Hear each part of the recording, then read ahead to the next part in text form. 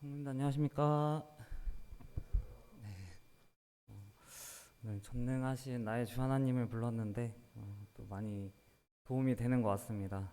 말도 잘 못하고 또 성경에 대해서 잘 알지도 못하는 사람이 또 전능하신 주 하나님을 힘입어서 이 자리에 설 수 있음에 감사가 되는 것 같습니다. 네, 오늘 말씀은 영적 자기 객관화라는 이제 제목을 달아보았는데요. 자기 객관화를 통해서 어떻게 또 성장을 우리가 영적으로 해 나갈 수 있는지, 어떠한 또 방법으로 하나님은 우리를 또 성장하게 하시는지 함께 나누고자 합니다. 네. 어, 화면이 켜지고 있는데요. 먼저 에베소서 말씀을 좀 함께 보고자 합니다. 네, 에베소서 4장 13절부터 16절인데요.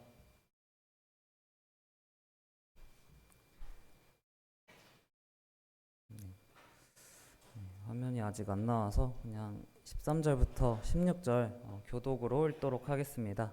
네, 제가 먼저 읽겠습니다. 우리가 다 하나님의 아들을 믿는 것과 아는 일에 하나가 되어 온전한 사람을 이루어 그리스도의 장성한 분량이 충만한 데까지 이르리니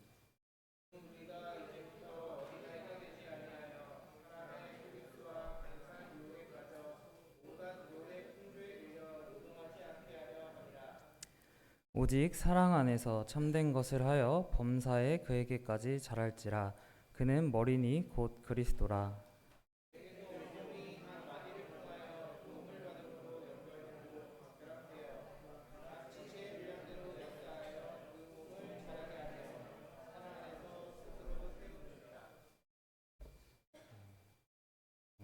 화면이 연결이 안 된다고 그러네요.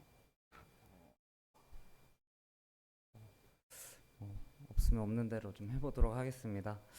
네, 에베소서 말씀 읽어보았는데요. 여기서 이제 장성한 분량과 또 자랄지라 자라게 하라는 말씀을 하면서 우리가 그리스도를 아는데 또 그리스도에까지 자라나고 성장해야 됨을 말씀해주고 있습니다. 이 말의 어원들 모두 성장, 성수, 온전함을 말하고 있는데 근데 이것이 그리스도의 분량까지라고 말하고 있습니다. 그리스도를 만큼 우리가 과연 성장할 수 있을까라는 물음을 새길 때 그 정도까지 과연 성장할 수 있는 사람은 없으리라 생각합니다. 그렇지만 한계를 두지 말고 우리가 주님을 목표로 성장을 원하고 나아가야 함을 이 에베소서 4장을 보면서 느끼게 되는데요. 그럼 우리는 어떻게 영적으로 성장하고 또 장성한 분량에까지 이르게 하나님이 도우시는지를 함께 보고자 합니다. 네, PPT가 나와야 되는데 이제 모든 분야 또 여러분들 다 각자 직업이 있으실 거고 또 각자 다니시는 또 회사 또 취미 같은 것들이 있을 텐데 이제 모든 사람은 성장을 원합니다. 제가 사진이 나와야 되는데 운동을 하기 전에 제가 몸무게가 한참 많이 뺐을 때 이제 62kg였어요. 그래서 지금의 모습과는 좀 사뭇 다른데 지금은 그에 비해서 한 15kg 정도 쪄 있는 상태입니다. 어쨌든 이러한 어떤 모든 분야나 어떤 것에서 우리는 성장을 원하는데 이제 헬스를 할 때 헬스인들 사이에서 좀 하는 질문들과 답변이 있습니다. 좀 몸이 좋아 보이는 사람들과 이제 대화를 하다 보면은 꼭 하는 질문이 운동을 얼마 정도 하셨냐 이렇게 물어봐요. 그러면 이제 암묵적인 룰로 이제 뭐 몇 년 했다라고 대답을 하는데 이제 만약에 5년을 했다고 대답을 한다면 이제 거기서 한 2년은 추가해서 이제 생각하셔야 됩니다. 5년 한 사람들은 한 3년 했다고 대답하고 한 7년 한 사람들은 한 4, 5년 했다고 이제 대답하는 게 암묵적인 어떻게 보면 룰인데 왜 그렇게 이제 대답을 할까 이제 생각을 해볼 때 이제 뭐 운동한 연차에 비해서 몸이 좋다라는 것을 좀 내가 이렇다라는 것을 어필하고 싶은 그런 특별함을 말하고 싶은 이유도 있고요. 또 한 가지는 좀 운동을 했음에도 몸이 그냥 그렇다고 한다면은 좀 부끄러운 것을 알기 때문에 그렇게 약간은 시간을 줄여서 운동한 시간을 줄여서 말하는 게 어떻게 어떻게 보면 좀 암묵적인 룰인데 이제 우리가 모든 분야나 사람이 이렇게 성장을 원하고 또 성장이 더디 이루어진다면 좀 부끄러움을 느끼게 됩니다. 그렇다면 이제 우리가 성도로서 당연히 누구나 이제 영적인 성장을 원하고 노력을 할 것입니다.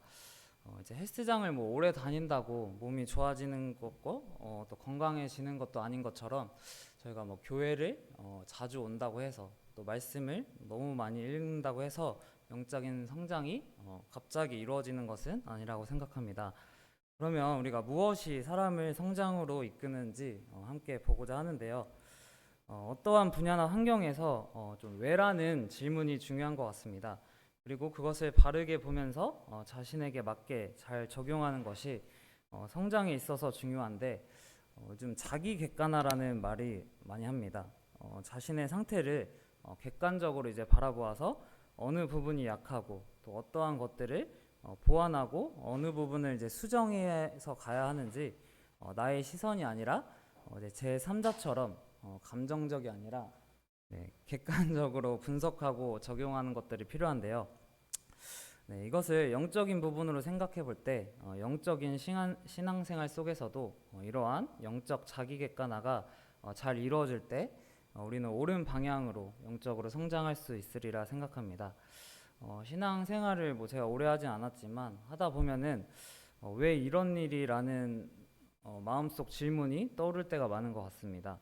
하나님이 나에게 왜 이러한 일을 허락하시고 또 보이시고 또 겪게 하는지 잘 이해가 되지 않고 왜라는 질문이 머릿속에 계속 맴돌게 되는데요.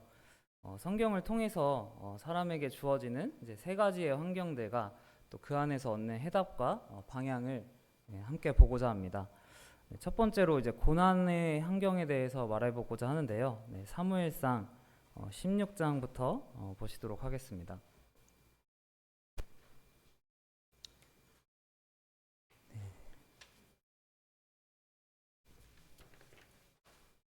사무엘상 16장 13절부터 보실 텐데요. PPT가 나오면 구절이 다 있어서 읽기가 편할 텐데 좀 16장, 18장 좀 섞어서 읽어야 되기 때문에 13절부터 제가 읽어보도록 하겠습니다. 사무엘이 기름 뿔병을 가져다가 그의 형제 중에서 그에게 부었더니 이날 이후로 다윗이 여호와의 영에게 크게 감동되니라. 사무엘이 떠나서 라마로 가니라. 여호와의 영이 사울에게서 떠나고 여호와께서 부르시는 악령이 그를 번뇌하게 한지라. 사울의 신하들이 그에게 이르되 보소서 하나님께서 부리시는 악령이 왕을 번뇌하게 하온즉 원하건대 우리 주께서는 당신 앞에서 모시는 신하들에게 명령하여 수금을 잘 타는 사람을 구하게 하소서. 하나님께서 부리시는 악령이 왕에게 이를 때에 그가 손으로 타면 왕이 나으시리라 하는지라. 사울이 신하에게 이르되 나를 위하여 잘 타는 사람을 구하여 내게로 데려오라 하니 23절입니다. 하나님께서 부리시는 악령이 사울에게 이를 때 다윗이 수금을 들고 와서 손으로 탄즉 사울이 상쾌하여 낫고 악령이 그에게서 떠나더라. 18장도 함께 좀 보도록 하겠습니다. 사무엘상 18장 10절부터 보시도록 하겠습니다.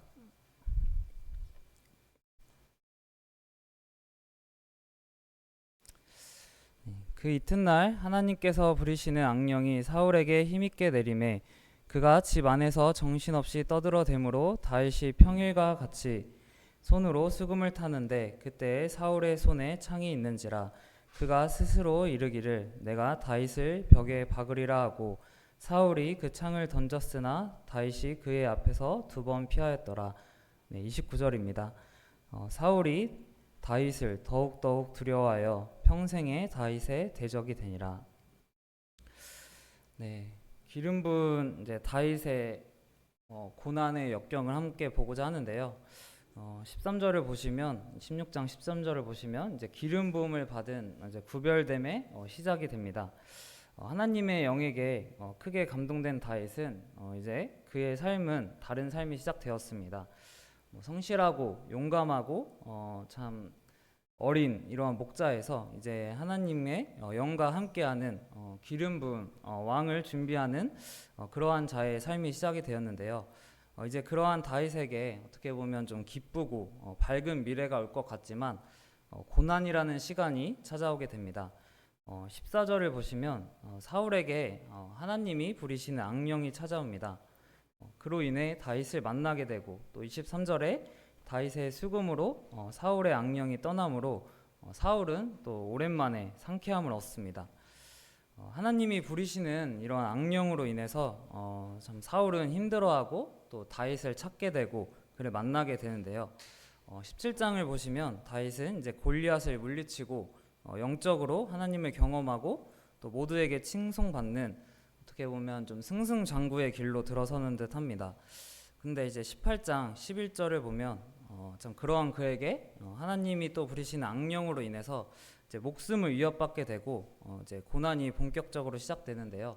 29절에 이제 사울은 다윗의 평생의 대적이 된다고 합니다. 혹시 성도님들에게 한 나라의 왕과 평생의 대적이 된다고 한다면 삶이 어떠시리라 생각이 드시나요? 저희는 왕에 비해서 힘이 미약하고 가진 것이 없고 참 연약하기에 한 나라의 왕과 평생의 대적이 된다고 한다면 그 삶이 어떠할지 참 생각해 볼 때 너무나도 두렵고 떨리고 참 어려운 삶이겠구나가 짐작이 되는데요. 이처럼 다윗은 기름 부음을 받고 하나님의 영과 교제하고 또 감동하고 움직이는 영적 활동을 왕성하게 하고 있는 이 시기에 이러한 일이 일어났습니다. 다윗도 이 시기에 왜 이럴까요? 주님한테 참 왜라는 질문을 또 하는 시기가 있었으리라 생각이 드는데요. 기름 부음을 받고 구별된 삶을 시작하는 자들에게 하나님의 고난이 주어집니다.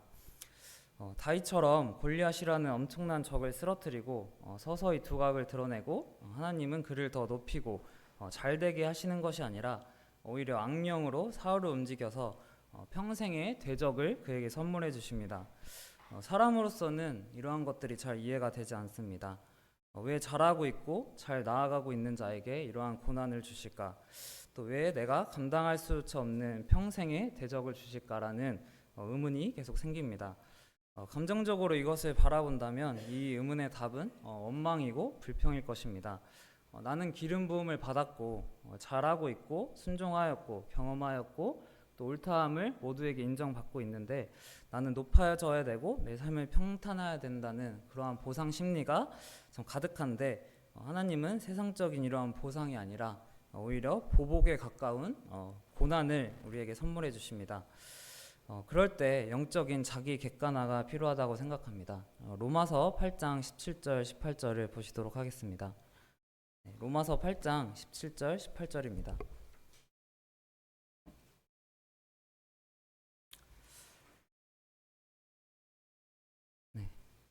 자녀이면 또한 상속자 곧 하나님의 상속자요 그리스도와 함께한 상속자니 우리가 그와 함께 영광을 받기 위하여 고난도 함께 받아야 할 것이니라.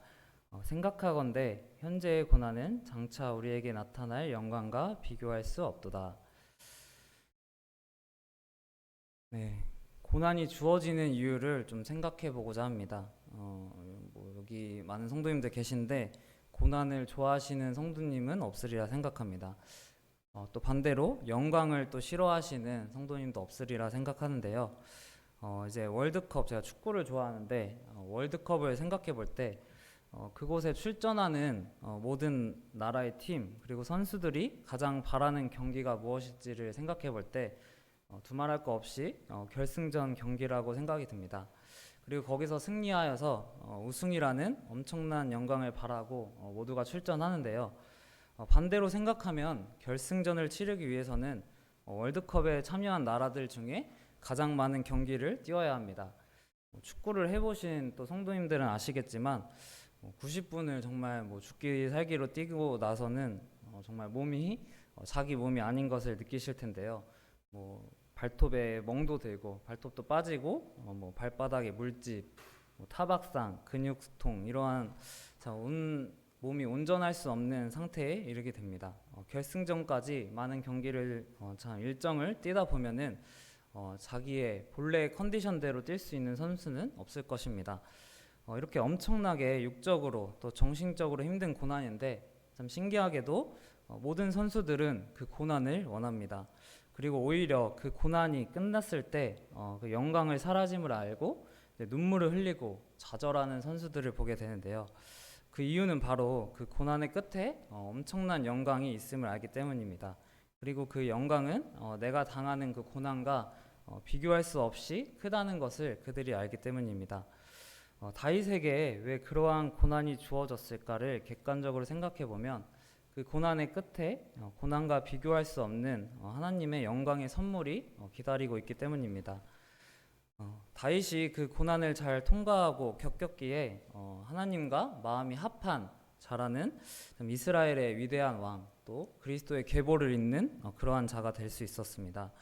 그가 이러한 왜라는 질문 속에서 하나님의 뜻을 전혀 모른 채 체념하거나 또 포기하거나 다른 길로 갔다면 저희가 아는 다윗 왕은 없었을 것입니다. 다윗 왕이 30세의 왕위에 올랐다고 하는데요. 참 30세가 되기까지 그의 삶을 돌아볼 때 참 얼마나 고난이 있었을까를 생각해 보는데 반대로 또 얼마나 값지고 하나님을 경험하고 배우는 시간이었을지를 생각해 보게 됩니다. 왕을 대적으로 둠으로 늘 도망자의 신분으로 살아야 되고 또 미치광이인 척도 해야 되고 또 대적들과 함께 살아야 될 때도 있고 참 숨쉬고 깨어있는 참 모든 순간들이 그에게는 초조하고 참 두려웠을 텐데 그 매초 매분 매 시간이 그를 영적으로 성장하고 하나님을 만나게 하는 그러한 시간이었습니다. 그래서 30세까지의 그 고난이 다윗에게 있어서 영적으로 엄청난 성장에 있어서 밑거름이자 자양분이지 않았나 생각이 듭니다. 네, 두 번째 상황은 징계인데요. 네, 사무엘하 12장 말씀을 함께 보도록 하겠습니다.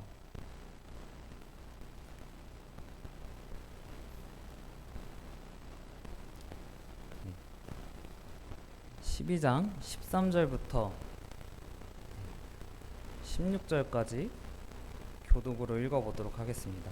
사무엘하 12장 13절부터 16절입니다.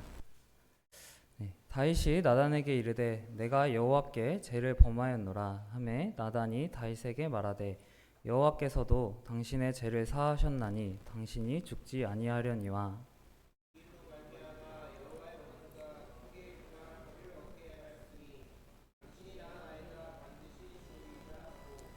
나단이 자기 집으로 돌아가니라. 우리아의 아내가 다윗에게 낳은 아이를 여호와께서 치심에 심히 앓는지라.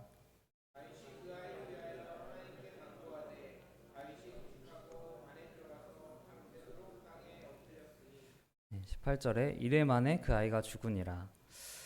네, 뭐 다 아시겠지만 다윗은 엄청난 범죄를 저질렀습니다.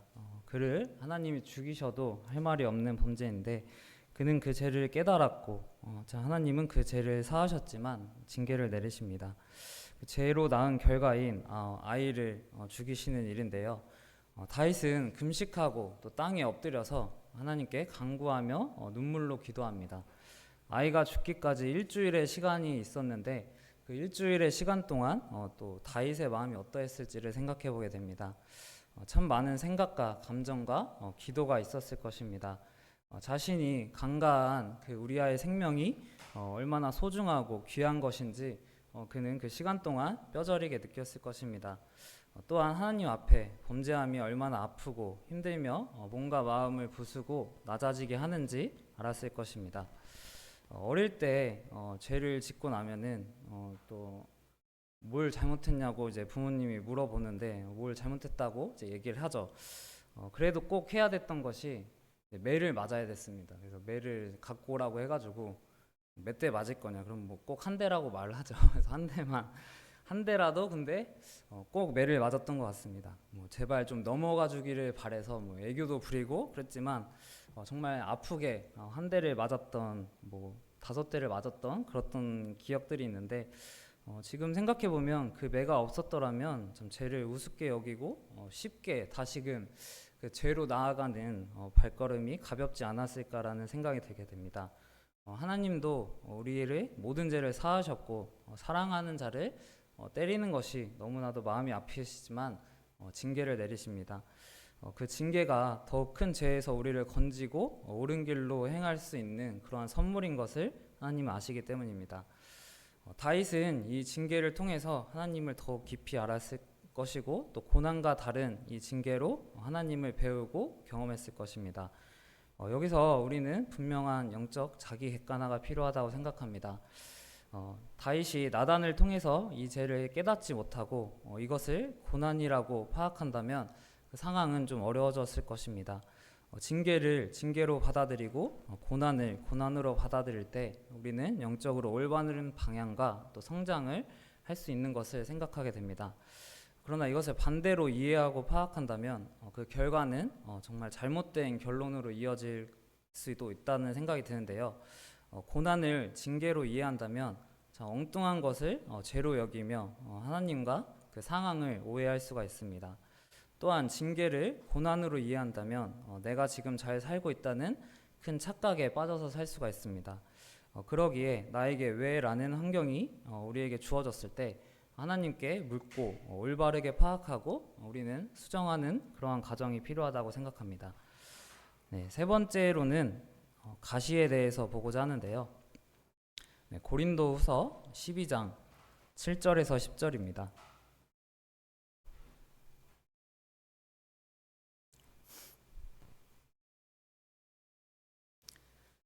네, 고린도후서 12장 7절에서 10절. 네, 이것도 교독으로 읽어보도록 하겠습니다. 여러 계시를 받은 것이 지극히 크므로 너무 자만하지 않게 하시려고 내 육체에 가시 곧 사탄의 사자를 주셨으니 이는 나를 쳐서 너무 자만하지 않게 하려 하심이라.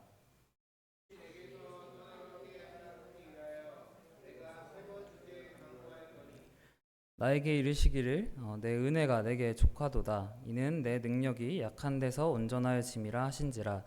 그러므로 도리어 크게 기뻐함으로 나의 여러 약한 것들에 대하여 자랑하나니 이는 그리스도의 능력이 내게 머물게 하려 함이라.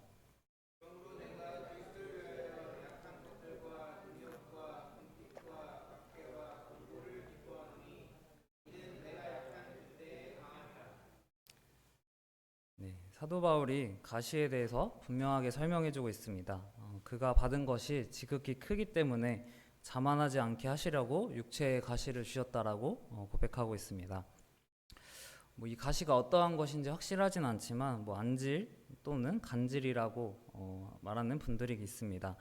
안질은 눈이 잘 보이지 않는 것이고 간질은 발작으로 쓰러지기도 하는 그러한 질병인데요. 모두 일상에서 어려움을 주는 부분들입니다.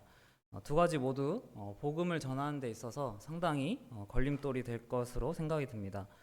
그럼에도 하나님은 바울에게 이러한 가시를 허락하시고 거두심을 위한 그 3번의 간절한 기도에도 은혜가 이미 족하다라는 답을 주십니다. 이로 인해서 자신이 약할 때 강함 되시고 가시가 존재할 때 그리스도의 능력이 내게 머무는 것을 알게 됩니다.